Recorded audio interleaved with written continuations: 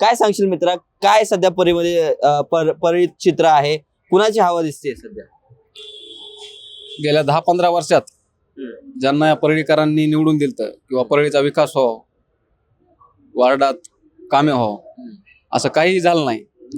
त्यामुळे शरदचंद्र पवार साहेब पक्षाचे नगराध्यक्ष पदाचे उमेदवार संध्याताई देशमुख या सध्या आघाडीवर आहेत आणि परळीकरांचा त्यांचा विश्वास आहे किंवा आता परळीचा रखडलेला विकास त्यांच्याशिवाय आणि पवार साहेबाशिवाय पूर्ण होऊच शकत नाही.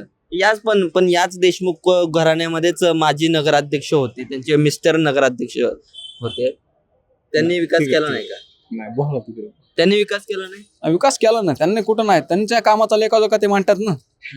जसं ते लेखाजोखा मांडतात तसं हे मांडू शकत नाहीत ना.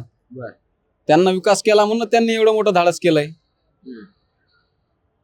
उभा टाकण्याचं. काय नेमका विकास रखडलाय, कुठं विकास रखडलाय आणि काय राहिलंय? विकास सगळ्याच गोष्टीचा विकास रखडलाय. रस्ते, नाली, पाणी, काय सुविधा आहेत? काही सुविधा नाहीत. तरुणांसाठी, युवकांसाठी काय आहे परळीमध्ये? कुठं संकुल आहे, कुठं गार्डन आहे, काहीच नाही ना. मग विकास काय केला यांनी?